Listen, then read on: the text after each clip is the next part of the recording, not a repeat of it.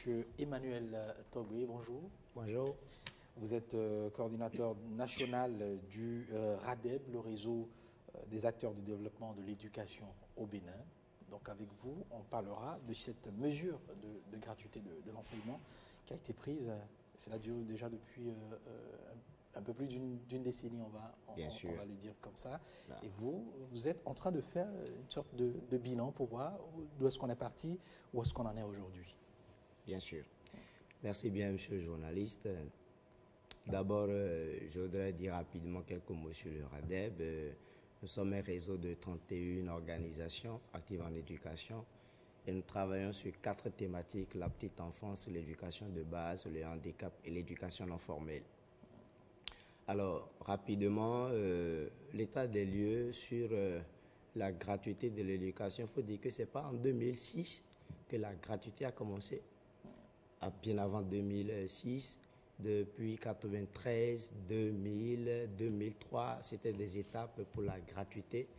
Mais l'année 2006 était l'année de référence où le 14 octobre 2006, le président de la République d'alors, Yahya Boni, avait décrété cette gratuité de l'école. Alors, il faut dire que cette gratuité, c'est vrai que la Constitution l'a prévue, mais elle a bien dit progressive. Et la gratuité ne se décrète pas. La gratuité se planifie dans le temps. Et on sait dans cette année ce qu'on doit faire pour arriver à la gratuité peut-être d'ici 10 ans ou 20 ans. La gratuité, même dans les pays développés, n'est pas aussi une réalité. Et donc, notre pays, avec des ressources limitées, serait vraiment difficile. Et donc, les résultats que nous avons aujourd'hui du système éducatif sont des actes, sont des résultats des actes que nous avions posés il y a 10 ans ou un peu plus. Quand on reverse, par exemple, les enseignants, parce que quand on a décrété la mesure, il y avait plus d'enfants. L'accroissement, le taux d'accroissement, le taux d'accès s'est amélioré jusqu'à 141%. On peut se dire, waouh, mais dites-vous, des 141%, 20% arrivent en terminale. De ces 141%, les autres sont passés où? Arrivent en terminale, n'ont pas le bac, ils sont arrivés en terminale. Et environ 73% arrivent en troisième. Et quand ils arrivent en troisième, ils n'ont pas encore le BEPC. Alors, il faut aller creuser un peu les causes de ces résultats. Alors, quand on a reversé les enseignants, parce qu'il fallait le faire, il n'y avait pas assez d'enseignants pour encadrer les enfants qui ont débarqué de toutes parts, même ceux qui n'avaient pas l'âge d'être scolarisés.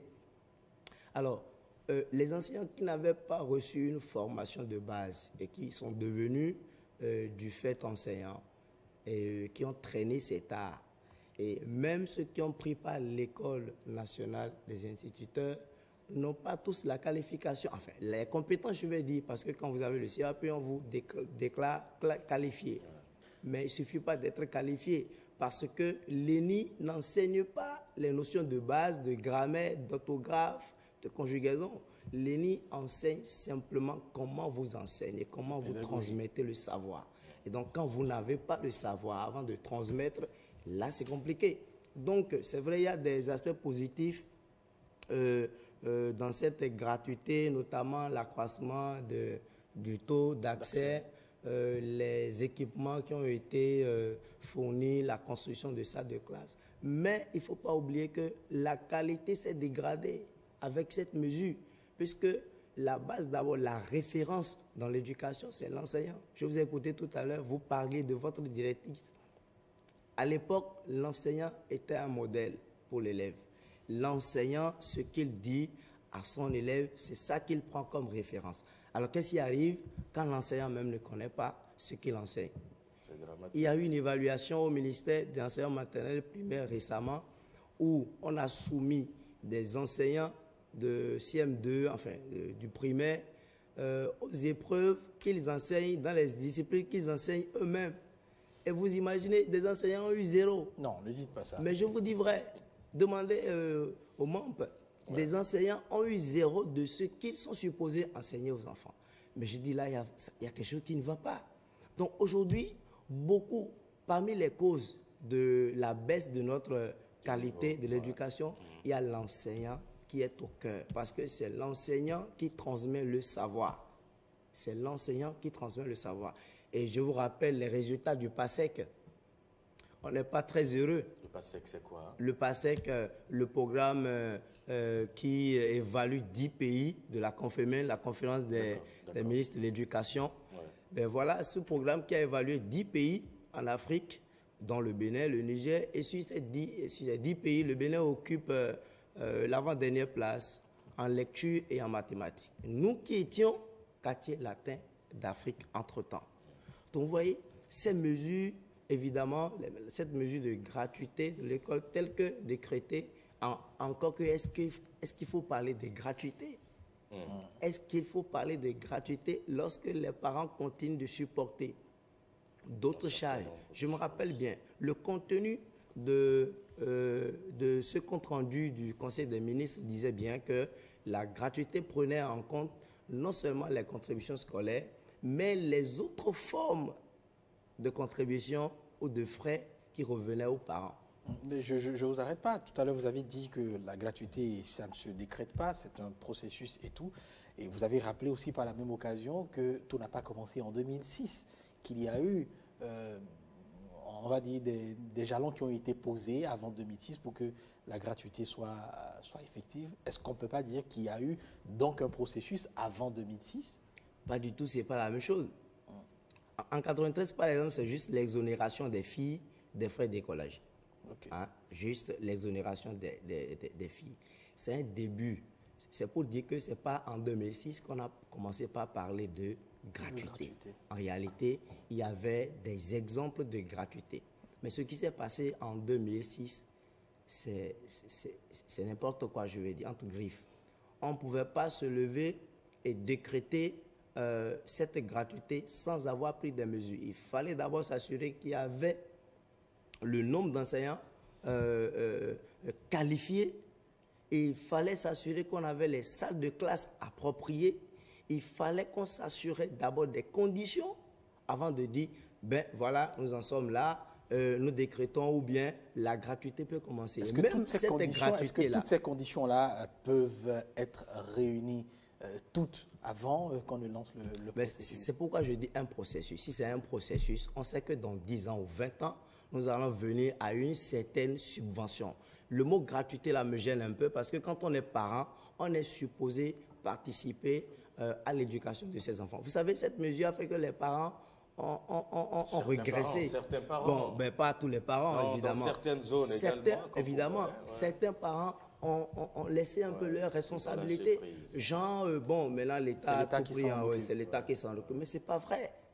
Donc, cette mesure, moi je pense qu'il faut prôner une sorte d'éducation où chacun se sent responsable, où chacun se retrouve dans cette éducation. Ce qui revient à l'État revient à l'État, ce qui revient au PTF leur revient, aux ONG et aux parents également. Mais tout n'est pas sombre dans ce tableau que vous peignez. Vous l'avez rappelé vous-même, il y a eu un boom au niveau de l'accès à l'école, une chose que plusieurs structures, et même à l'international, ont salué à l'époque.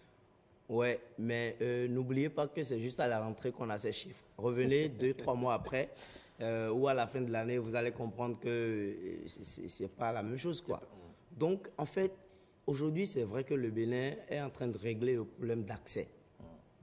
Et le défi que nous avons pour le système aujourd'hui, c'est le problème de qualité. Quand les enfants ne peuvent pas lire au CM2, c'est une évaluation du ministère des enseignements maternels primaires qu'il avait montré en 2011, depuis 2011-2012, que 23% des enfants arrivés en CM2 pouvaient lire et écrire. Alors, les autres qui restent font quoi? Quand dans la vie, vous ne savez pas lire, vous n'êtes pas indépendant, vous n'êtes pas autonome. Et l'objectif, les ODD4 qui parlent de l'apprentissage tout au long de la vie, quand vous ne pouvez pas lire, vous pouvez faire quoi après? L'auto-formation, quand vous ne pouvez pas lire. Ce n'est pas possible. Celui qui ne sait pas lire, en fait, n'est pas encore sauvé. Mais quand un apprenant n'arrive pas à lire en classe de CM2, à qui incombe la faute? la faute incombe à beaucoup de personnes. C'est ça que je vous dis tout à l'heure. Vous avez parlé Et de la première responsabilité incombe d'abord à l'enseignant. Nous avons expérimenté des méthodes alternatives d'apprentissage de la lecture dans le cadre de notre réseau, où nous avons formé certains enseignants de certaines écoles sur des méthodes alternatives, comment apprendre la lecture aux élèves. Vous réalisez parfois que des enseignants ne savent pas lire. Ben, vous m'excusez ce matin que je m'en prenne un peu aux enseignants.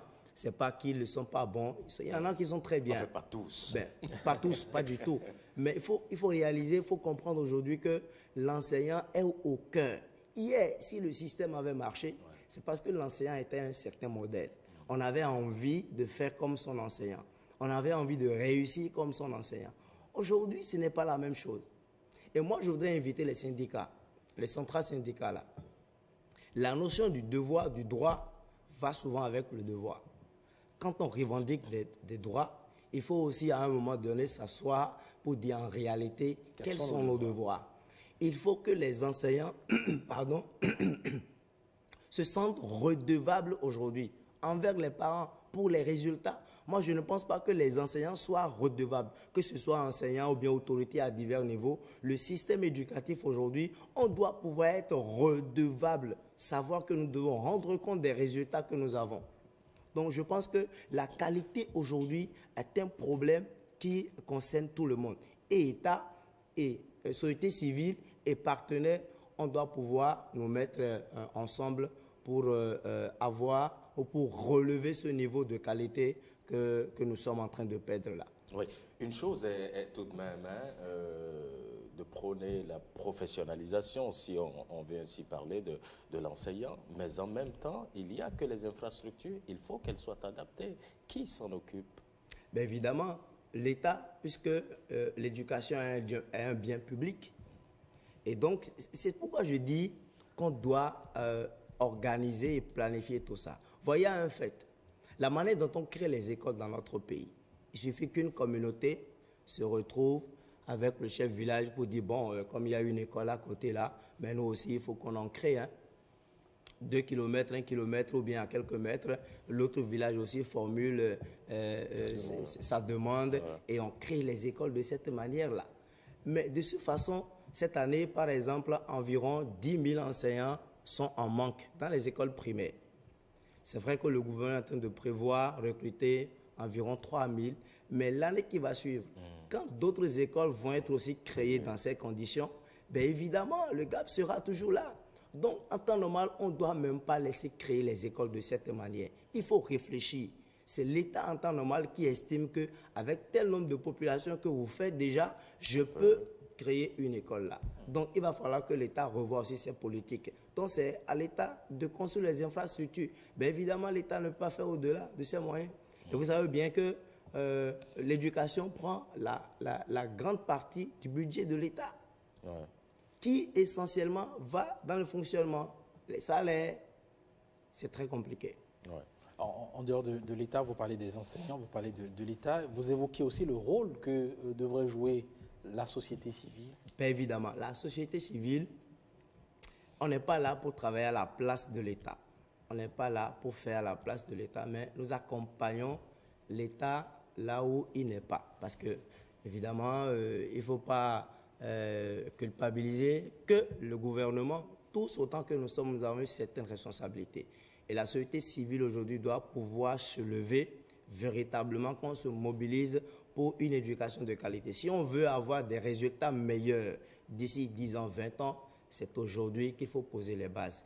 Et c'est pourquoi je salue aussi les réformes en cours dans le cadre du PSE, du plan sectoriel de l'éducation. Je pense que ces réformes-là, si réellement on peut les mettre en œuvre, on va former, je vais dire, d'autres citoyens qui seront plus formés pour le chômage. Aujourd'hui, le système produit les chômeurs très bien parce qu'on nous a inculqué pendant plusieurs années que quand on va à l'école, c'est pour devenir un cadre.